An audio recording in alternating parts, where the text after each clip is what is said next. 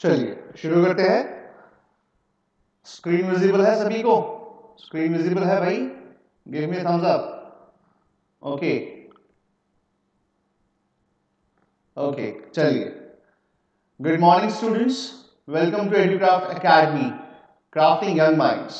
So today we are going to start a new chapter for 10th standard ICSE students, and the subject is history, and that is the chapter number 5 according to your book, textbook. That is the partition of Bengal. This is me presented by Zaid sir, and this partition of Bengal, it took place in 1905. ठीक है, 16th of October, ये date याद रखिएगा, 16 अक्टूबर। ठीक है, 16th of October 1905 ये date. इसका आधिकारिक जो अनाउंसमेंट था, ऑफिशियल अनाउंसमेंट था, वो तकरीबन जुलाई में ही हो चुका था कि जुलाई में हम पार्टीशन करेंगे बंगाल का विभाजन करेंगे। लेकिन अल्टीमेटली ये इसको एक्शन में कब लाया गया? तो 16th of October, ठीक है, 1905। देखते हैं आगे। देखिए, ये उस समय का अनडिवाइडेड इंडिया है। ओके, पहले ये समझाना जरूरी है, ठीक है। ये है अनडिवाइडेड इंडिया, जो मैं आपको यहां पर अंडरलाइन कर रहा हूं, जो अभी मैं यहां पर इसको मार्क किया हूं, ठीक है। अब इसमें क्या था कि ये साइड आज हम, ये तो प्रेजेंट डे का है, ये प्रेजेंट डे का कहेंगे कि थोड़ा इंडिया है, लेकिन यहां पर बनता है पाकिस्तान। ये आजादी के बाद की बात है, ठीक है, 1947 के बाद की बात है। तो यहां पर बनता है वेस्ट पाकिस्तान, यहां बनता है ईस्ट पाकिस्तान, ठीक है। लेकिन दिस ईस्ट पाकिस्तान, यही आज के जमाने में क्या कहा जाता है? बांग्लादेश कहा जाता है। एक नया राज्य, एक नया कंट्री कहा जाता है, ठीक है, राइट। और ये हुआ था 1971 में, बांग्लादेश लिबरेशन वॉर। ओके, ठीक है, चलिए। तो अभी फिलहाल हमको जो टॉपिक पढ़ना है वो ये वाला टॉपिक है, यहां वाला, कि किस तरीके से यहां पर सेंटर हुआ करता था, जो हमारे टॉपिक का नाम है वो। ओके, ठीक है। अब देखिए, ये है थोड़ा जूम्ड इन वाला फोटोग्राफ, जिसके अंदर उस समय पे जो बंगाल था, ठीक है। आप देखिए, उस समय का बंगाल, कहेंगे कलकत्ता भी था और ढाका भी था, ठीक है। मतलब आप समझ सकते हैं कि उस समय का बंगाल वेस्ट बंगाल भी था और आज के जमाने का बांग्लादेश कंट्री, ठीक है, बांग्लादेश जो एक कंट्री है वो भी था। Okay, right. अब देखिए क्या होता है बेटा, यहां पर बहुत ही इंपॉर्टेंट चीज समझनी है। अगर आप भारत के मैप से फेमिलियर है तो इधर है बिहार, आज के जमाने का बिहार। यहां पर है उड़ीसा, ठीक है, राइट। और ये उस समय का बंगाल जो है, और यहां कहीं देखो ये सुंदरबंस है, आपको ज्योग्राफी में सिखाया है, ठीक है। तो यहां कहीं ये पूरा जो हिस्सा है ये है बांग्लादेश, ठीक है, ये है आज के जमाने का बांग्लादेश। अब उस समय का 1905 का जो बंगाल था, ठीक है, वो इंक्लूड कर रहा था थोड़ा बहुत हिस्सा उड़ीसा का, थोड़ा बहुत हिस्सा कहेंगे बिहार का, देखिए ये पटना है, ठीक है, बिहार का, और कुछ हिस्सा आसाम का, देखिए ये आसाम यहां तक जा रहा है, तो कुछ हिस्सा आसाम का। ओके, तो ये इतना बड़ा प्रोविंस था, तकरीबन कहा जाता है 8 से 9 करोड़ लोग रहते थे, राइट, ठीक है, इतना बड़ा हिस्सा था, राइट। तो ये तकरीबन 8 से 9 करोड़ की जनता जो है यहां पर रहती थी। यहां पर कहेंगे जो बंगाल है, जो मेजॉरिटी जो लैंग्वेज है, ठीक है, क्योंकि हमें इसका थोड़ा बैकग्राउंड देखना है, तो लैंग्वेज कौन सी थी? तो कहेंगे बंगाली थी, लैंग्वेज बंगाली थी, और बाकी सब भी थी, यहां से नॉर्थ ईस्ट के स्टेट्स है तो वहां की भी लैंग्वेजेस थी, सब कुछ था। लेकिन आप देख सकते हैं यहां पर एक लाइन खींची गई है, देखिए ये लाइन खींची गई है, आप देख सकते हैं, ठीक है। तो ये है पार्टीशन ऑफ बंगाल। ये बंगाल को ये लोगों ने क्या किया था, विभाजित कर दिया था, पार्टीशन कर दिया था। Okay, getting my point, give me a thumbs up. समझ में आ रहा है? मैं आपको बैकग्राउंड समझा रहा हूं। ओके, जो बैकग्राउंड है वो समझा रहा हूं। अभी मैंने चैप्टर शुरू नहीं किया, अभी मैं आपको मैप के हिसाब से समझा रहा हूं बेटा, ठीक है। तो देखिए ये 1905 पार्टीशन ऑफ बंगाल, ये लाइन इस तरीके से खींची गई है, राइट। अब कारण क्या थे, ठीक है। अब कारण यहां से दो चीजें हम पढ़ेंगे। यहां से पढ़ेंगे एक ब्रिटिशर्स का अपना खुद का एक कारण, ये लोगों ने क्या रीजन दिया, ठीक है, और हमने इसका इंटरप्रिटेशन कैसे किया, खास करके मॉडरेट्स ने और असर्टिव्स ने, ये दोनों ने ही इसका इंटरप्रिटेशन किस तरीके से करते हैं, इसका मतलब निकालते हैं कि भाई बंगाल का विभाजन करने की जरूरत क्या आन पड़ी, ठीक है। अब यहां से थोड़ा बैकग्राउंड देखिए, ठीक है। 1898, ओके, 1898 से लेकर या 99, आई एम नॉट श्योर, लेकिन तकरीबन 1899 से लेकर 1905 तक जो गवर्नर जनरल थे, वो गवर्नर जनरल कौन थे, लॉर्ड कर्जन थे। और आपको पिछले ही लेक्चर में मैं एक टॉपिक समझा चुका हूं जहां पर हम देखते हैं repressive policies of Lord Curzon and Lord little, ठीक है। हाँ हाँ, लॉर्ड कर्जन, तो यहां पर लॉर्ड कर्जन की बात करें तो क्या था, कलकत्ता कॉरपोरेशन एक्ट, याद है कुछ, कलकत्ता कॉरपोरेशन एक्ट, अगर याद नहीं है तो अभी के अभी बुक निकालिए, ठीक है, और देखिए ये 1902 के आसपास का ये समय है। और फिर उसके बाद क्या है, यूनिवर्सिटीज एक्ट, याद है कुछ, यूनिवर्सिटीज एक्ट ऑफ 1904 या 1903, ठीक है। तो ये बैकग्राउंड है, समझ में आ रहा है, समझ में, मैं कैसे सिखा रहा हूं आपको। अब ये यूनिवर्सिटीज एक्ट क्या था, किसी को पता है, कोई जवाब देगा बेटा, यूनिवर्सिटीज एक्ट क्या था, कोई कमेंट करेगा, यूनिवर्सिटीज एक्ट और Calcutta corporation act, come on, Calcutta corporation act और यूनिवर्सिटीज एक्ट, कमेंट करिए, I can't hear your voice clearly as I don't have speakers in my laptop, उनको रिटायर कर दिया गया है। नहीं, चलिए मैं ही बता देता हूं। कलकत्ता यूनिवर्सिटीज एक्ट जो था उससे क्या किया गया था, सारी के सारी जो यूनिवर्सिटीज है वो ब्रिटिश एडमिनिस्ट्रेशन के कब्जे में आ चुकी थी। मतलब universities were known as the centre, है ना, मैंने आपको यहां पर स्लीपर सेल्स की तरह कुछ बताया था, याद है कि कंट्रीब्यूशन ऑफ लाला लाजपत राय, बिपिन चंद्र पाल, ये सब अपनी अपनी नेशनल कॉलेजेस खुलवा रहे थे। तो यूनिवर्सिटीज को कंट्रोल करने के लिए क्या किया था, छात्र आंदोलन को कंट्रोल करने के लिए ये लोगों ने यूनिवर्सिटीज को अपने कब्जे में ले लिया था, कॉरपोरेशन में भी अपने कब्जे में ले लिया था, राइट, ताकि यहां पे ये जो एपिसेंटर है, ठीक है, ये एक तरीके से हॉटस्पॉट था, एक तरीके से कहेंगे एपिसेंटर था। एपिसेंटर आप समझते हैं, ठीक है, एपिसेंटर किसका था, ये एपिसेंटर था नेशनलिस्टिक फीलिंग्स का, है ना, जो राष्ट्रवाद की जो भावना है, राष्ट्रवाद की जो गंगा यमुना है या गंगा जमुना जो बहती थी यहां से, इसको कंट्रोल करना चाहते थे, ठीक है। ये सब चीजें अभी मैं आपको समझाऊंगा। ओके, चलिए देखते हैं यहां पर क्या लिखा है आपके टेक्स्ट बुक के हिसाब से। ओके, अब देखिए क्या है। अच्छा, कभी क्वेश्चन आएगा, अभी आपको चैप्टर नंबर 4 में मैंने आपको स्वदेशी एंड बॉयकॉट मूवमेंट समझा दिया है। क्या समझाया है बेटा, स्वदेशी एंड बॉयकॉट मूवमेंट, ठीक है।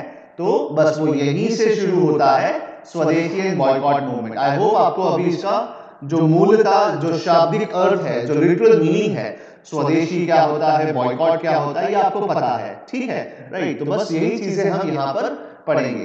क्या लिखा है? लिखा है Lord Curzon became the viceroy of India in 1898, ठीक है। तो 1898 में कौन बनते हैं वाइसरॉय? तो कहेंगे लॉर्ड कर्जन, राइट। और ये बहुत ही ज्यादा उपनिवेशवादिक तरीके से, मतलब बहुत ही ज्यादा इंपीरियलिस्टिक नेचर के थे। मतलब ये समझते थे कि भाई भारत तो हमारा गुलाम ही है और उसको इस तरीके से ही हमको एडमिनिस्टर करना है, ठीक है, राइट। जैसे अपने कैसे कहते हैं हिटलर, राइट, ये तो हिटलर है, राइट, ये तो तुगलक है ना। तो वैसे ही ये तो कर्जन जैसा ही है, ऐसा। तो एक मतलब एक तरीके का नेचर जो है उसके हिसाब से ये इंसानों को मतलब रिलेट किया जाता है, राइट, ठीक है। तो यहां पर भी क्या है लिखा है, he was a very very able administrator who laid great emphasis on efficiency in the administration, but at the same time he was a reactionary and a staunch enemy of Indian nationalism. देखो, staunch enemy, ठीक है, reactionary, क्या होता है reactionary? जो हमारे actions का सामने डबल रिएक्शन दे। एनिमी हमारा दुश्मन था, इंडियन नेशनलिज्म का दुश्मन था कौन? लॉर्ड कर्जन, ठीक है। अब देखिए क्या लिखा है, लिखा है reasons motives behind the partition of Bengal as given by Lord Curzon, ठीक है।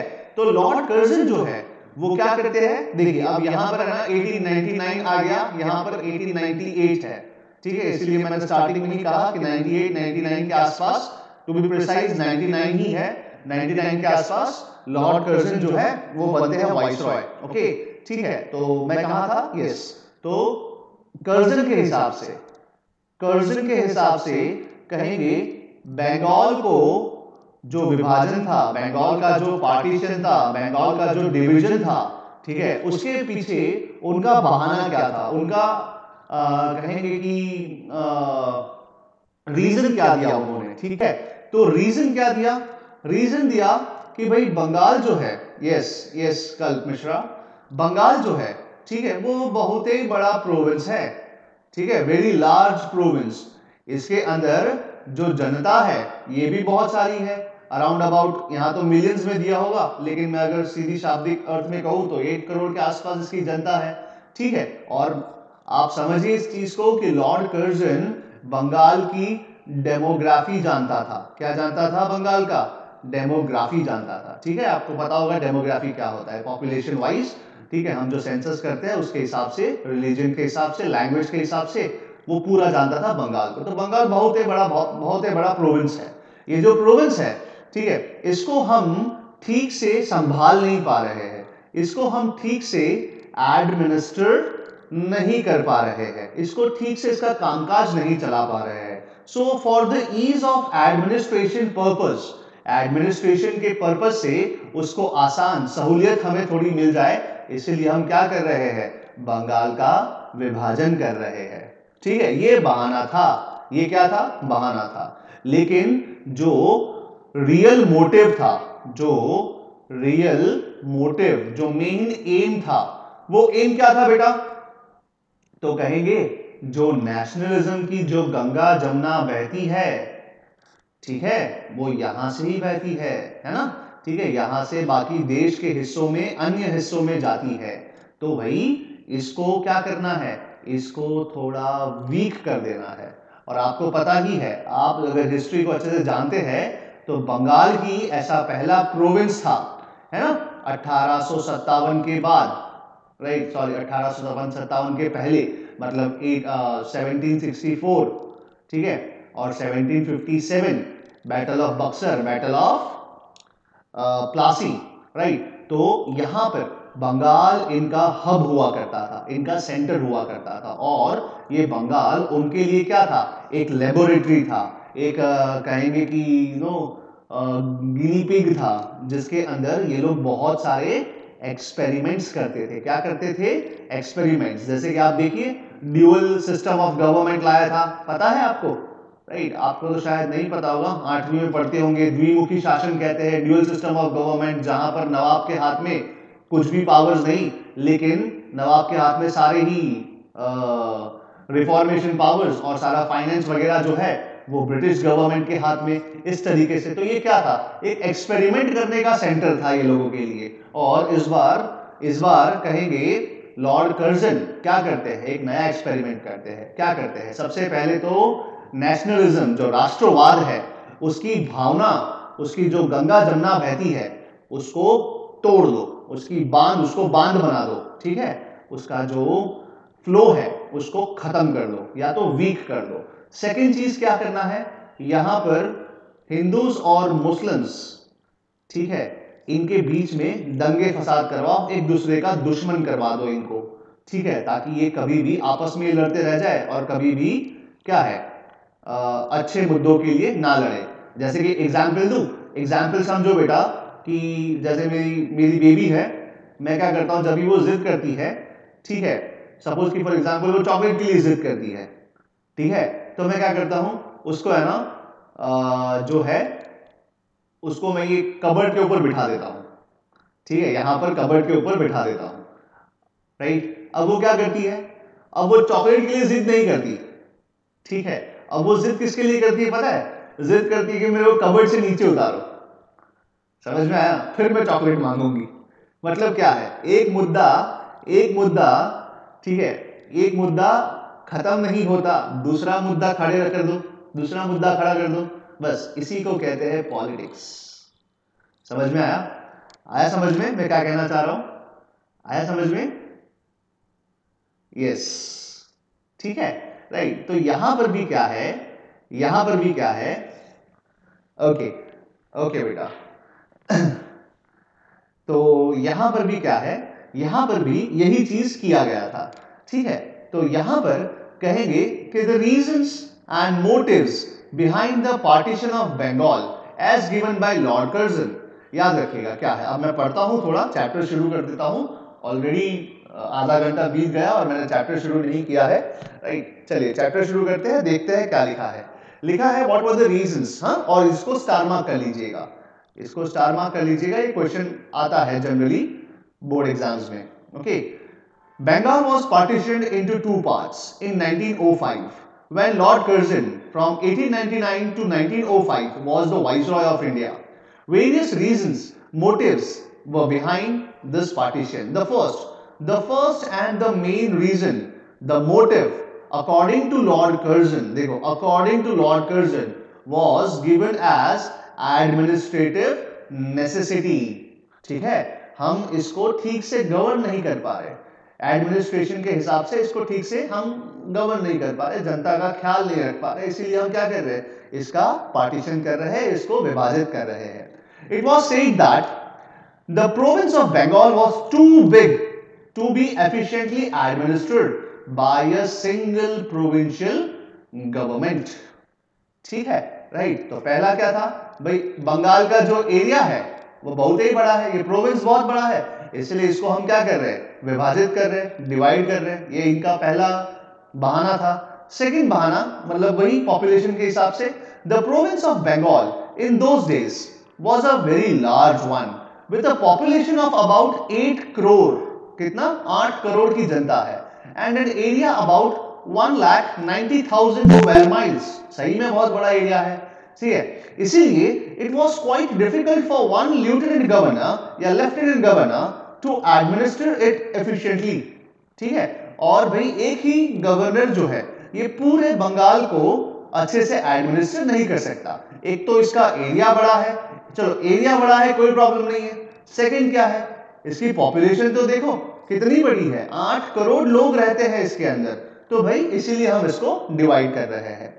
Therefore, a scheme was prepared to divide the province of Bengal into two separate provinces.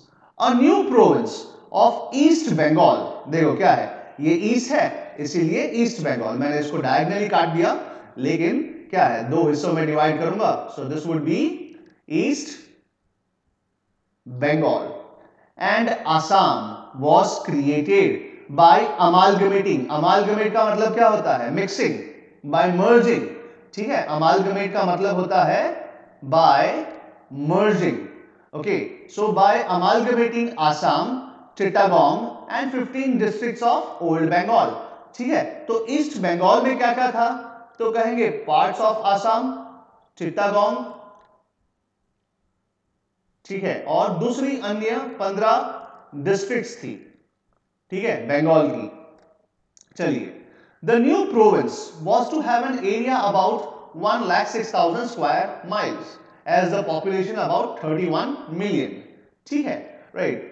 Dhaka was made its capital, ये ढाका लिखा है लेकिन इसको हम समझेंगे Dhaka. So Dhaka was made its capital.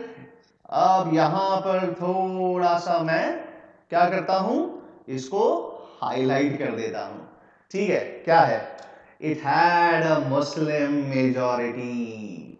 समझ में आया? आया समझ में? रियल मोटिव क्या था? It had a Muslim majority. बस इसी बात को पकड़ना है। हिस्ट्री में, इतिहास में कभी भी डिवीजन होता है। आप देखिए, डिवीजन कभी भी होता है, जनता के बीच में कभी भी कुछ भी ऊपर नीचे होता है, वो होता है किसकी वजह से? कम्युनलिज्म की वजह से। चलिए, रिलीजन नहीं आएगा तो क्या आएगा? लैंग्वेज आएगा, है ना। चलिए, लैंग्वेज नहीं आएगा तो क्या आएगा? कास्ट आएगा, राइट। तो इसी चीज को पकड़ लिया था लॉर्ड कर्जन। ओके, तो क्या किया? बोला कि ईस्ट बंगाल जो है, ये इसमें कहेंगे ये सारे XYZ सारे के सारे एरियाज आते हैं और ढाका इसका कैपिटल है। क्या कैपिटल है? ढाका। ये उस जमाने का स्पेलिंग है ढाका, आज के जमाने का स्पेलिंग ये है Dhaka. One and the same thing. लेकिन जो बात यहां पर पकड़ने जैसी है वो क्या है कि भाई यहां पर क्या है? मुस्लिम मेजॉरिटी है, ठीक है। अब देखिए, पहले तो पकड़ा किसके बेसिस पे? पहले पकड़ा कम्युनल बेसिस पे। सेकंड क्या बोलता है? लैंग्वेज, ठीक है, लैंग्वेज। अब बोले ये बंगाली, ये भी बंगाली, सब लोग बंगाली है। लेकिन अब यहां पर क्या करते हैं? यहां पर जो हिंदूज हैं वो हो जाएंगे माइनॉरिटी, ठीक है। ऐसा नहीं है कि हिंदूज लोग फिर है ना वेस्ट बंगाल में चले जाएंगे, नहीं, ऐसा नहीं है, ठीक है, क्योंकि उस समय पे ऐसा कुछ था नहीं। लेकिन क्या है कि यहां पर लैंग्वेज के हिसाब से बैरियर आ जाएगा और यहां पर क्या होगा? यहां पर जो दूसरा पार्ट है इसका, वहां पर कहेंगे जो बंगाली स्पीकिंग पीपल है, जो बंगाली स्पीकिंग पीपल है वो हो जाएंगे माइनॉरिटी। क्या हो जाएंगे? माइनॉरिटी, क्योंकि यहां पर बिहार है, यहां पर उड़ीसा है, ठीक है, राइट। वेस्ट बंगाल तो है ही, लेकिन ये सब क्या है? ये सब मेजॉरिटी। तो जब भाषा ही नहीं रहेगा, ठीक है, तो भाई नेशनलिज्म कैसे फैलेगा? आप बताइए, नेशनलिज्म कैसे फैलेगा? नहीं फैलेगा ना, क्योंकि लैंग्वेज बैरियर आ जाएगा, राइट, ठीक है। तो ये चीज समझ गए। अब देखिए यहां पर क्या लिखा है? लिखा है the real motive according to the nationalist leaders, ठीक है, जो नेशनलिस्ट लीडर्स थे, राइट, उनके हिसाब से जो रियल मोटिव है, राइट, वो क्या था? To curve. कर्व का मतलब कहेंगे कि टू स्लो डाउन या टू कैच या टू वीकन, या इसको पकड़ना था। To curb the national enthusiasm and demonstrate the British strength. जो नेशनल एंथुजियाज्म था उसको स्लो करना था, उसको वीक करना था, ठीक है, राइट। अब देखिए आगे देखते हैं इसके बाद क्या लिखा है। लिखा है the real reasons for the partition of Bengal. अब यहां से भी क्वेश्चन बनता है, ठीक है, तो इसको भी स्टार मार्क कर लीजिएगा। अब लिखा है the Hindus and the Muslims, the Hindus and the Muslims of Bengal were culturally, emotionally much united. अब देखिए यहां पर क्या है, आप समझिए बेटा कि बंगाल है, बंगाल का अपना एक कल्चर है। भारत जो है वो डाइवर्सिफाइड कंट्री है, वो कल्चरली कहेंगे बहुत ही ज्यादा एकदम अलग है, डाइवर्सिफाइड है ना, राइट। लेकिन फिर भी हम यूनाइटेड तो है। लेकिन क्या है, आप समझिए कि फॉर एन एग्जाम्पल अगर बंगाल में जो बंगाल का मुस्लिम है और बंगाल का हिंदू है, ठीक है, ये दोनों कल्चरली अपने खान पान के तरीके से, ठीक है, अपने रहने सहने के तरीके से, बोलने चालने के तरीके से, बहुत सारे तरीके से ये दोनों एक है, यूनाइटेड है, इमोशनली भी यूनाइटेड है। आप समझिए बेटा, जैसे अभी मैं न्यूज देख रहा था और न्यूज में आज भी बांग्लादेश में, ठीक है, अभी एक यहां पर आई डोंट नो आप में से कोई बंगाली है या नहीं है, लेकिन जो भी ये वीडियो देख रहे हैं, ठीक है, बांग्लादेश में या वेस्ट बंगाल में अभी एक सीजन आया है और वो सीजन है हिल्सा सीजन। ठीक है, हिल्सा सीजन है। अब ये हिल्सा क्या होता है? ठीक है, तो ये हिल्सा जो है एक फिश है। बंगाल में, बिहार में भी बिहार जो बंगाल से सटा हुआ जो एरिया है, बिहार है, वहां पर बहुत फेमस खाना है माछ भात। ठीक है, सो हिल्सा, और हिल्सा जो है कहा जाता है कि शादी में जब प्रपोजल लेके जाते हैं शादी में, ठीक है, तो हिल्सा दिया जाता है। रिश्ता पक्का करने के लिए हिल्सा का उपयोग किया जाता है। हिल्सा जो फिश आती है उसका वो देते हैं उसको कि लीजिए, और इससे हमारा जो रिश्ता है वो पक्का हो गया, काइंड ऑफ दैट थिंग। हाँ, हो गया, मतलब it is all sorted out, right? ठीक है, तो आप समझिए कि वहां का मुस्लिम, आज मैं बांग्लादेश की न्यूज देख रहा था, मतलब आज नहीं, पिछले दिनों पर, जो हिल्सा सीजन है, तो हिल्सा सीजन तो आ चुका है, लेकिन बांग्लादेश में ऑनियन नहीं है। ठीक है, और वैसे ही वेस्ट बंगाल, अगर आज के जमाने की बात करें तो वेस्ट बंगाली, जो वेस्ट बंगाल है, वहां पर भी हिल्सा बहुत ही अच्छे से खाया जाता है। ठीक है, तो कल्चरली ये लोग यूनाइटेड है। आप समझिए, खाने के तरीके से, अपना खान पान, ये सब यूनाइटेड है। ओके, इसका सेकेंड रीजन क्या है? अब देखिए, कपड़ा देखिए इनका, राइट, हिंदूज एंड मुस्लिम्स का, वहां के आप देखेंगे, राइट, तो आज तो वेस्ट बंगाल में ही देखने मिलता है ये चीजें, लेकिन मैं बांग्लादेश कभी गया नहीं तो मुझे नहीं पता, लेकिन क्या है, वहां का मुस्लिम भी वही कपड़ा पहनता है जो वहां का बंगाली हिंदू पहनता है। मतलब क्या है? बंगाली। ठीक है, ये जो टैग लगता है बंगाली, राइट, जैसे अपने गुजराती है फॉर एग्जाम्पल, तो यहाँ पर जैसे कि फॉर एग्जाम्पल कि मैं, फॉर एग्जाम्पल मैं मुस्लिम हूं, तो अगर मैं मुस्लिम हूं ना, तो मैं भी यहाँ का कल्चर अपनाऊंगा, गुजराती कल्चर अपनाऊंगा। क्या होगा? मेरे यहाँ पर सुबह जो है नाश्ते में भाखरी बनता है, मेरे यहाँ जो सुबह है नाश्ते में वघारेली खिचड़ी बनती है, रात की जो पड़ी होती है खिचड़ी, मम्मी सुबह उसको वघार देती है, राइट। ठीक है, या फिर कभी कभी फाफड़ा खा लेते हैं हम लोग, मॉर्निंग में ढोकला खा लेते हैं, ढोकला हमारे यहाँ आए दिन बनता है, राइट। तो क्या है, हम लोग कल्चरली यूनाइटेड है। आप समझ रहे इस बात को, राइट? ठीक है, तो ये कल्चरली जो यूनाइटेड है ना। अब जैसे कि फॉर एग्जांपल यहाँ पर फॉर एग्जांपल मराठी लोग भी रहते हैं, मेरे घर के आसपास मराठी लोग भी रहते हैं, पारसीज भी रहते हैं। ठीक है, तो वो मराठी के यहाँ पर भी वही खाना बनता है जैसा हमारे यहाँ बाकी गुजरातियों के यहाँ बनता है।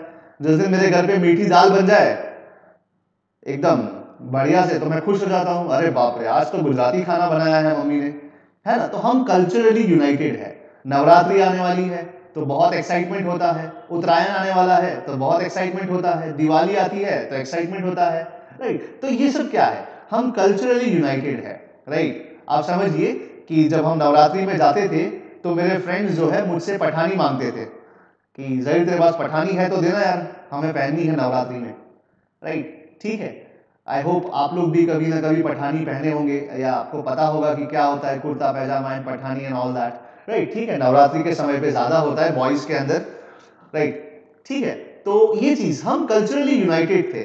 चलिए, coming back to the topic here, right, the Hindus and the Muslims of Bengal were culturally and emotionally much united, and they were taking an active part in the national movement. Okay, ठीक है, right. तो national movement जो है उसके अंदर ये लोग actively part लेते थे, राइट। ठीक है, और क्यों ना लेंगे, सब लोग एक ही तो थे। लेकिन क्या है, अब देखिए यहां पे नजर लग गई ये भाई साहब की, क्या लिखा है? Such a thing was not to the liking of the imperialist viceroy Lord Curzon. समझाया? समझ में आया बेटा? ये कर्जन ही है, ठीक है, ये कर्जन है जिसको ये अच्छा नहीं लग रहा था, जो एकदम ही उपनिवेशवाद इंपीरियलिस्टिक नेचर का इंसान था, राइट। तो इसको जरा भी अच्छा नहीं लग रहा था कि साला ये हिंदू और मुस्लिम, बंगाली हिंदू बंगाली मुस्लिम साथ में ही गरबा खेलता है, साथ में ही कहेंगे काली माँ की पूजा करता है और ये सब चीजें करता है, मजा नहीं आ रहा। ये नेशनल मूवमेंट में ये साथ में ही डुबकी लगा रहा है, ठीक है। तो ये मुझसे देखा नहीं जा रहा, ये मुझसे बर्दाश्त नहीं हुआ जा रहा। So he wanted to cut at the very roots of nationalism. देखो क्या लिखा है, बोला है कि हमें सिर्फ नेशनलिज्म का जाड़ नहीं काटना है, इसके रूट्स को भी अपरूट करना है। समझ में आया? ठीक है, राइट। तो क्या लिखा है, he wanted to cut at the very roots of nationalism and the best way was to divide the people into Hindus and Muslims and then to rule safely। समझ में आया? मतलब क्या है बेटा? मतलब यही है, अभी मैंने एग्जांपल दिया ना मेरी बेटी का, ठीक है, जैसे वो चॉकलेट के लिए जिद करती है तो मैं उसको क्या करता हूं, कोई और मुद्दा दे देता हूं, ठीक है। तो यहां पर ये लोग मांग रहे थे क्या? आजादी। बोले हमें आजादी चाहिए, लेकिन लॉर्ड कर्जन ने क्या किया, इनको दूसरे ही मुद्दों में उलझा दिया। बोले लो डिवीजन ले लो, लो यहां हिंदूज यहां मुस्लिम्स, लड़ते रहो आपस में, ये मुद्दा बाद में, ठीक है, राइट। तो ये चीजें, ये होता है पॉलिटिक्स, ठीक है। तो ये पॉलिटिक्स खेला गया और डिवाइड किया गया, जो नेशनलिज्म के जो रूट्स है वो काटे गए, वो काटने की कोशिश की गई और बखूबी ये लोग कहेंगे कि सफल भी हुए, they got succeeded, ठीक है, in this and the best way to divide was to divide the people into the Hindus and the Muslims and then to rule safely. They wanted to follow the policy of divide and rule and drive a wedge between Hindus and Muslims. Okay, ठीक है। तो अब यहां पर थोड़ा एक political comment है, वो देखते हैं क्या लिखा है। Lord Curzon was like a motor driver who spent all his energy and time in polishing different parts of the machinery, but he drove it without any destination. Like Dalhousie, he sowed the wind and left to his successor to reap the whirlwind. Although he was a great administrator, he was a failure as a statesman. क्यों? ये कौन बोलते हैं? Montag भाई साहब बोलते हैं, Montag आते हैं। अब ये कौन है ये मॉन्टैग? ये मॉन्टैग चेम्सफोर्ड या कैम्सफोर्ड रिफॉर्म्स आएंगे, ठीक है, 1919 में आएंगे Montag Chelmsford reform, Montag Chelmsford reform, Chelmsford, मैं इसको चेम्सफोर्ड बोलता हूँ, माफ कीजिएगा अगर मेरा प्रोनाउंसिएशन गलत है, लेकिन मॉन्टैग चेम्सफोर्ड नहीं आता, मॉन्टैग कैम्सफोर्ड आता है। 1917 में ऑगस्ट डिक्लेरेशन होता है, 1919 में मॉन्टैग आते हैं। आप सोचिए 1905 की हरकत 1919 में क्रिटिसाइज होती है, राइट। वो क्यों होती है वो भी बताऊंगा, क्यों होती है वो भी मैं आपको बताऊंगा, ठीक है, राइट। तो अब देखिए क्या है, बोलता ये मॉन्टैग क्या बोलते हैं, मॉन्टैग बोलते हैं लॉर्ड कर्जन क्या था, एक ऐसा ड्राइवर था जिसको पता ही नहीं है कि डेस्टिनी कहाँ लेके जानी है, मतलब गाड़ी कहाँ लेके जानी है, चलाते जा रहा है और अपना एनर्जी, अपना जो टाइम है वो कहां स्पेंड करता है, गाड़ी को चमकाने में, ठीक है, राइट। और दलहौजी की तरह है ना, दलहौजी कौन थे आपको पता ही है, राइट। तो दलहौजी की तरह क्या करता है, वो बोता तो है, बीज तो बोता है, लेकिन अपने सक्सेसर्स को, ठीक है, उसका फल मिलता है, नेगेटिव फल मिलता है, राइट, ठीक है, ये कहा गया है। चलिए अब आगे देखते हैं। इसके बाद यहां पर नेक्स्ट जो है लिखा है हिंदूज एंड मुस्लिम्स को डिवाइड कर दिया गया। अच्छा, अब ये डिवाइड कर दिया ना, देखिए ये HN को डिवाइड कर दिया, अब क्या करना है पता है, अब क्या करना है, एक को पैम्पर करना है, किसी एक को ज्यादा पैम्पर करना है। पैम्पर समझते हो, ज्यादा मेरा सोना बाबू, मेरा काइंड ऑफ दैट थिंग, ठीक है, राइट। तो इसको ज्यादा पैम्पर करना है, या तो इसको या तो इसको, राइट, ठीक है। तो पैम्पर का मतलब क्या है, लालच देना है या फिर नो प्यार दिखाना है, ज्यादा प्यार दिखाना है कि भाई इसको प्यार दिखाओ या तो इसको प्यार दिखाओ। किसी भी एक को ज्यादा प्यार दिखाओगे तो अल्टीमेटली क्या होगा, दूसरा उसका दुश्मन ही हो जाएगा, है ना। अल्टीमेटली यही होगा। जो आप में से जो भाई बहन है, आपको पता ही होगा, आपसे बेहतर कौन जानता है ना, राइट, ठीक है। जो भी भाई बहन होंगे, घर में 2 सिबलिंग्स होंगे यस, ज्यादा भाव देना, थैंक यू, ज्यादा भाव देना, पैम्पर करना, ठीक है। तो एक को ज्यादा नोटिस मिलता है तो दूसरा अपने आप जलता है, पापा से नहीं जलता है, अपनी बहन से, अपने भाई से जल रहा है, राइट। जो क्या कहते हैं, जिसको ज्यादा पैम्पर किया जा रहा है यहाँ पर। तो यहाँ पर भी यही होता है, पहले तो क्या करना है, पहले तो भाई डिवाइड करो, फिर क्या करना है, किसी को ज्यादा पैम्पर करो, है ना, उसको हथेली पे रखो, उसकी सारी ख्वाहिशें पूरी करो। तो सारी ख्वाहिशें पूरी कब होती है, 1906 में ही होती है, ठीक है। और एक चाल चलते हैं, बोले भाई ये थोड़ा ज्यादा लालची है, इसको अपने काम करते हैं, इसको बोलते हैं बेटा तू मुस्लिम लीग बना। क्या बना, मुस्लिम लीग। अभी देख तेरे को क्या किया, तेरे को हमने ईस्ट बंगाल दे दिया, है ना, राइट। अब तेरे हाथ में हमने सोने का कटोरा दिया है, ठीक है, तो भी तू भीख मांगेगा? नहीं, तू भीख नहीं मांगेगा, अभी तू क्या करेगा, तू मुस्लिम लीग बना।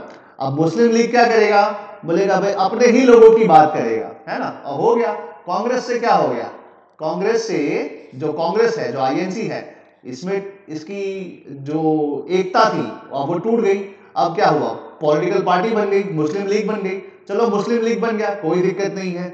1909 में और एक लॉलीपॉप देंगे आपको, और एक पैम्पर करेंगे, क्या करेंगे, बोलेंगे कि आपको सेपरेट इलेक्टोरेट्स देते, क्या देते हैं, सेपरेट इलेक्टोरेट्स देते हैं। बस खेलते रहो, डिवाइड करते रहो, डिवाइड तो कर दिया, एक को पैम्पर करते जाएंगे, ठीक है। ये तो बात की बात है, लेकिन अभी से मैं आपको बता देता हूं कि 1906 में मुस्लिम लीग बनता है, 1909 के आसपास सेपरेट इलेक्टोरेट्स आ जाते हैं, ठीक है। बस यहां से जो शुरू हो जाता है। अब देखिए क्या होता है, यहां पर देखते हैं, this motive appears to be the real one, ठीक है। क्यों रियल वन था, ये सही है, ये मोटिव जो हमने पढ़ा, द रियल रीजन जो हमने पढ़ा, ये सही है। क्यों सही है, क्योंकि जो नया जो प्रोविंस था, ठीक है, उसमें क्या था, मुस्लिम मेजॉरिटी लोग थे, मुस्लिम मेजॉरिटी लोग थे। Such a view is corroborated by the officials who worked out the plan of partition of Bengal as well as Lord Curzon himself, ठीक है। मतलब ये कौन लाया ऐसा प्लान, तो यही लाए थे, Lord Curzon and all that, ठीक है। अब देखते हैं आगे क्या लिखा है, फैक्ट फाइल। फैक्ट फाइल में देखो, थोड़ा बहुत ध्यान रखिएगा। Bengal was divided into two provinces, Eastern Bengal joined with Assam and Western Bengal joined with Bihar and Odisha, ठीक है। Eastern Bengal had a population of 31 million dominated by Muslim Bengali Muslims. West Bengal, देखो ध्यान रखिएगा, West Bengal had a population of 54 million dominated by whom, dominated by non-Bengali population। समझ में आया, आया समझ में। देखिए क्या है, ईस्ट बंगाल जो बना, ये जो ईस्ट बंगाल बना, यहां पर मुस्लिम्स तो थे ही, लेकिन कैसे मुस्लिम, बंगाली स्पीकिंग मुस्लिम्स, राइट। अब जो वेस्ट बंगाल बना उस समय का, आज के समय का नहीं, उस समय का, भाई यहां तो बिहार भी है, यहां तो कहेंगे ओडिशा भी है, और ये अपने आप में एक देश है बिहार, है ना, ठीक है, आपको पता ही है जनसंख्या के हिसाब से जो पॉपुलेशन डेंसिटी है, राइट। यहां पर देखिए, तो ये सब कौन है, ये सब नॉन बंगाली है ना, राइट, ठीक है। देखो लैंग्वेज के आधार पे क्या कर दिया, जब लैंग्वेज ही नहीं रहा कॉमन, तो नेशनलिज्म क्या खाक होगा, कुछ नहीं होगा। अब देखिए क्या लिखा है, in both the provinces Bengali Hindus became a minority. क्या हो गया, बंगाली हिंदूज क्या बन गए बेटा, माइनॉरिटी बन गए, सही बात है। अब देखिए ईस्ट बंगाल में मुस्लिम ज्यादा है, बंगाली स्पीकिंग मुस्लिम ज्यादा है ना, तो बंगाली स्पीकिंग हिंदूज क्या हो जाएंगे, बंगाली स्पीकिंग हिंदूज क्या हो जाएंगे बेटा, माइनॉरिटी हो जाएंगे। चलिए वेस्ट बंगाल में ऐसा कुछ नहीं है, वेस्ट बंगाल में ऐसा कुछ नहीं है। वेस्ट बंगाल में क्या है, हिंदू ही मेजॉरिटी है, लेकिन यहां पर गड़बड़ा कहां गया कि भाई बंगाली हिंदूज क्या हो गए, माइनॉरिटी हो गए। समझ में आया, बंगाली लैंग्वेज, अब मैं यहां पे लैंग्वेज की बात कर रहा हूं बेटा, ठीक है। समझ में आ रहा है समझ में बेटा, give me a thumbs up. Division कैसे किया, बहुत बढ़िया बेटा, बहुत बढ़िया, ठीक है। ये जो पहले आपको समझाना चाहता था वो यहां पर है, ठीक है। फिर से एक बार समझाता हूं, जिसको समझ में नहीं आया आप समझिए इस चीज को बेटा, ठीक है, कि ये पूरा बंगाल है, ठीक है, यहां इसको डिवीजन कर दिया, ये ईस्ट बंगाल है, ये वेस्ट बंगाल है। वेस्ट बंगाल में क्या क्या है तो कहेंगे बिहार है, उड़ीसा है। ईस्ट बंगाल में क्या क्या है, आसाम है। आज भी जाइए आसाम में, आपको बंगाली तो मिलेगा ही वहां पर, ठीक है। यहां पर आज का बांग्लादेश है, ठीक है। अब देखते हैं मेजॉरिटी वाइज। अब मेजॉरिटी वाइज देखेंगे तो यहां पर हिंदू मेजॉरिटी है, और यहां पर कहेंगे अगेन लैंग्वेज का यूज कर रहा हूं तो बंगाली मुस्लिम्स है मेजॉरिटी में, ठीक है, ये मेजॉरिटी है। अब माइनॉरिटी कौन है भाई, माइनॉरिटी कौन है तो ब्लैक से लिखता हूं, ब्लैक से माइनॉरिटी कौन है, बंगाली हिंदूज माइनॉरिटी है। और यहां पर भी माइनॉरिटी कौन है, बंगाली हिंदूज। लैंग्वेज के आधार पे, लैंग्वेज के आधार पे देखिए, है ना, लैंग्वेज के आधार पे देखिए आप, तो ये क्या हो गया, ये विभाजन हुआ, ये सही विभाजन है। जब आप इतिहास पढ़ते हैं, जब उस समय का चीज पढ़ते हैं, तो आपको मालूम पड़ता है कि माइनॉरिटी तो बंगाली हिंदू ही है ना, दोनों साइड, ठीक है। और यही बंगाली हिंदू सबसे ज्यादा पढ़ा लिखा है, आनंद मठ लिखता है, टैगोर लिखता है, शांति निकेतन बनाता है ना, ठीक है, समझ में आ रहा है। नाइटहुड का टाइटल पाता है, नोबेल लिटरेचर पाता है एशिया में सबसे पहला, राइट, ठीक है। एसएन बनर्जी आता है यहां से, चट्टोपाध्याय आते हैं, ठीक है, बंदोपाध्याय आते हैं, सब लोग आते हैं। और ये सब कौन है, ये सब बंगाली हिंदू है। जो इंटेलिजेंसिया है, जो इंटेलेक्चुअल लोग हैं, वो इसी तबके से आते हैं, वो यहीं से ही आते हैं। अब क्या है, डिवीजन हो गया। अब जब डिवीजन हो गया तो क्या नेशनलिज्म बहेगा, नेशनलिज्म जाएगा, कुछ नहीं होगा, ठीक है। बस यही चीज को पकड़ लिया। और क्या लिखा है यहां पर, लिखा है the Bengalis considered it a big blow to their culture and literature. देखिए, है ना, ठीक है। तो क्या हो गया, ये कल्चर तो गायब हो गया, राइट, दोनों का कल्चर विभाजन हो गया ना, क्या हो गया, कल्चर यहां से गायब हो जाता है, ठीक है। अब देखते हैं आगे क्या लिखते हैं। लॉर्ड राइसली क्या बोलते हैं, बोलते हैं Bengal united is a power, Bengal divided will pull different ways. That is what Congress leaders feel. Their apprehensions were perfectly correct. ठीक है, वो करेक्ट थे, मतलब जो उस समय के जो लीडर्स थे वो समझ सकते, वो सही बोल रहे थे कि उनका अनुमान सही था। Lord Curzon wrote in a similar vein in February 1905. Calcutta is the center. Calcutta is the center from which Congress party is manipulating the whole of the Bengal, ठीक है, and indeed the whole of India। देखो, बंगाल से manipulate हो रहा है, और बंगाल से indeed whole of India manipulate हो रहा है। Any measure in consequences that would divide the Bengali speaking population is welcome, ठीक है, राइट। तो इतना बड़ा ये सेंटर हुआ करता था, राइट, ठीक है। चलिए, अब ये वाला जो टॉपिक है स्वदेशी इन बॉयकॉट मूवमेंट, ये मैं आपको नेक्स्ट क्लास में समझाऊंगा। I hope you